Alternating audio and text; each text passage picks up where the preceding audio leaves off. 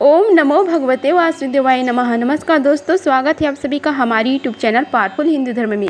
आज हम आप सभी को फरवरी मास में विजया एकादशी कब मनाया जाएगा, उसकी शुभ मुहूर्त, पूजा विधि, महत्व और कथा के बारे में आप सभी को बताएंगे।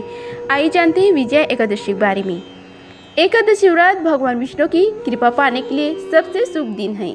इस तिथि पर प्रभु की आराधना करने से साधक को दुखों से मुक्ति प्राप्त होती है और उसके जीवन में सुख तथा समृद्धि का भी वास होता है। वही महिलाएं परिवार की खुशी और तरक्की के लिए एकादशी का उपवास रखती हैं, जिसके प्रभाव से घर में सकारात्मक का संचार होता है। आप सभी को बता दें कि एकादशी व्रत हर महीने के शुक्ल पक्ष और कृष्ण पक्ष की एकादशी तिथि पर मनाई जाता है और सभी का अपना विशेष महत्व है।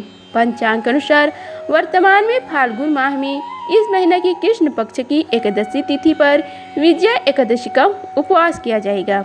इस साल 24 फरवरी 2025 को विजया एकादशी है। मान्यता है कि इस दिन भगवान विष्णु की पूजा अर्चना करने से शत्रुओं पर विजय प्राप्त होती है। ऐसे में आइए जानते हैं इस दिन की पूजा विधि के बारे में और शुभ मुहूर्त के बारे में।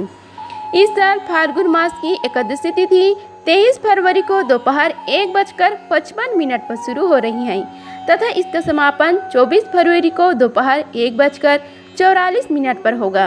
उदय तिथि के अनुसार 24 फरवरी 2025 को विजया एकादशी का व्रत रखा जाएगा। आइए जानते हैं विजया एकादशी की पूजा का शुभ मुहूर्त के बारे में।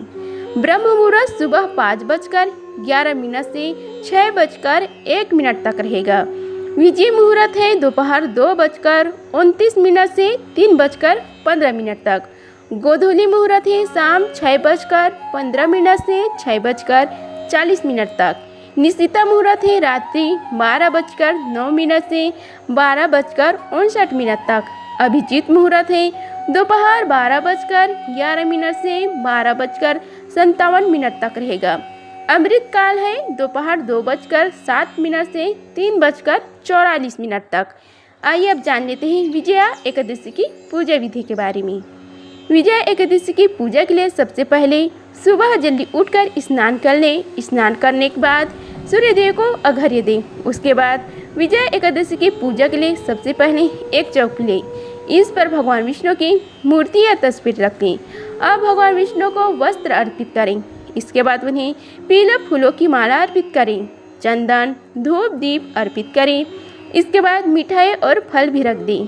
देसी घी का दीपक जलाएं। विष्णु जी के मंत्रों का जाप करें। विष्णु सहस्त्रनाम का पाठ करें। विजया एकादशी की कथा पढ़ें। अंत में श्री हरि विष्णु जी की और माँ लक्ष्मी की आरती उतारें।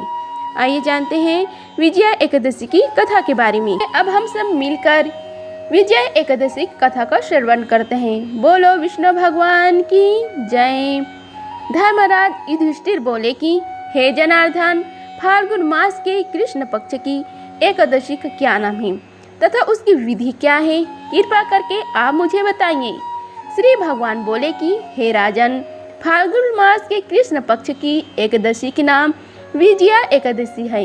इसके व्रत के प्रभाव से मनुष्य को विजय प्राप्त होती है। यह सब व्रत से उत्तम व्रत है। इस विजया एकादशी के महात्म्य के श्रवण व पठन से समस्त पाप नाश को प्राप्त करते हैं। एक समय देवर्षि नारद जी ने जगत पिता ब्रह्म जी से कहा कि हे महाराज, आप मुझसे फाल्गुन मास के कृष्ण पक्ष की एकादशी का विधान कहिए। ब्रह्म जी कहने लगे कि हे नारद, विजया एकादशी व्रत पुराने तथा नए पापों को नाश करने वाले हैं। इस विजया एकादशी का व्रत की विधि मैंने आज तक किसी से भी नहीं कही है। यह समस्त मनुष्य को विजय प्रदान करती है। त्रेता युग में मर्यादा पुरुषोत्तम श्री रामचंद्र जी को जब 14 वर्ष का वनवास हो गया, तब वे श्री लक्ष्मण तथा सीता जी सहित पंचवटी में निवास करने लगे। वहाँ पर दुष्ट रावण ने जब सीता जी को हरण किया, तब इस समाचार से श्री रामचंद्र जी तथा लक्ष्मण अत्यंत व्याकुल हुए और सीता जी की खोज में चल दिए। घूमते घूमते जब वे मरणशन्न जटायु के पास पहुँचे, तो जटायु ने सीता जी का वृत्तांत सुनाकर स्वर्गलोक को चला गया।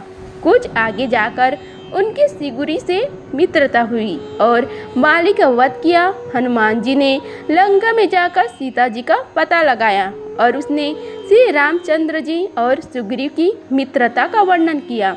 वहां से लौटकर हनुमान जी ने भगवान राम के पास आकर सब समाचार कहे। श्री रामचंद्र जी ने वानर सेना सहित सुग्रीव की संपत्ति से लंका को प्रस्थान किया। जब श्री रामचंद्र जी समुद्र के किनारे पहुँचे तब उन्होंने मगरमच्छ आदि से युक्त उस अगाध समुद्र को देखकर लक्ष्मण जी से कहा कि इस समुद्र को हम किस प्रकार से पार करेंगे। श्री लक्ष्मण जी ने कहा कि पुराण पुरुषोत्तम आप आदि पुरुष हैं, सब कुछ जानते हैं। यहाँ से आधा योजन दूर पर कुमारी द्वीप में वग्दलभ्य नाम के मुनि रहते हैं। उन्होंने अनेक ब्रह्म देखे हैं, आप उनके पास जाकर इसका उपाय पूछें। लक्ष्मण जी के इस प्रकार के वचन सुनकर श्री रामचंद्र जी वग्दलभ्य ऋषि के पास गए और उनको प्रणाम करके बैठ गए। मुनि ने भी उनको मनुष्य रूप धारण किए हुए पुराण पुरुषोत्तम समझकर उनसे पूछा कि हे राम, आपका आना कैसे हुआ।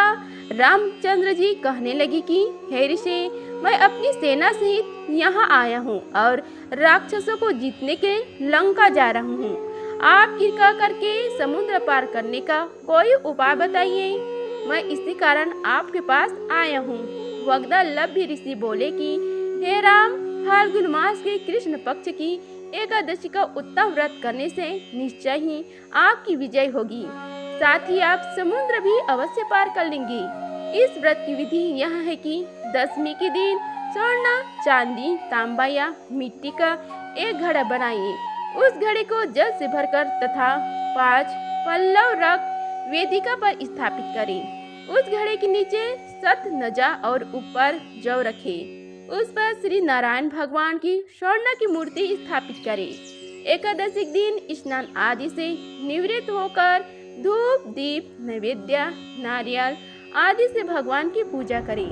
तत्पश्चात घड़े के सामने बैठकर दिन व्यतीत करें और रात्रि को भी उसी प्रकार बैठे रहकर जागरण करें। द्वादशी के दिन नित्य नियम से निवृत्त होकर उस घड़े को ब्राह्मण को दे दी। हे राम, यदि तुम भी इस व्रत को सेनापति सहित करोगे तो तुम्हारी विजय अवश्य होगी। श्री रामचंद्र जी ने ऋषि के कथन अनुसार इस व्रत को किया और इसके प्रभाव से दैत्यों पर विजय पाई। अतः हे राजन, जो कोई मनुष्य विधि पूर्वक इस व्रत को करेगा, दोनों लोकों में उसकी अवश्य विजय होगी। श्री ब्रह्म जी ने नारद जी से कहा था कि हे पुत्र, जो कोई इस व्रत के महात्म्य को पढ़ता है या सुनता हो, उसको वाजपेयी यज्ञ का फल प्राप्त होता है। इस प्रकार श्री विजया एकादशी की कथा समाप्त हुआ। बोलो श्री हरि विष्णु भगवान की जय। अगर आप सभी को यह वीडियो अच्छी लगी होगी तो वीडियो को लाइक कीजिए, चैनल को सब्सक्राइब कीजिए और कमेंट बॉक्स में जय श्री हरि लिखिए। धन्यवाद। मिलते हैं अगले वीडियो में, तब तक के लिए जय श्री राधे कृष्णा।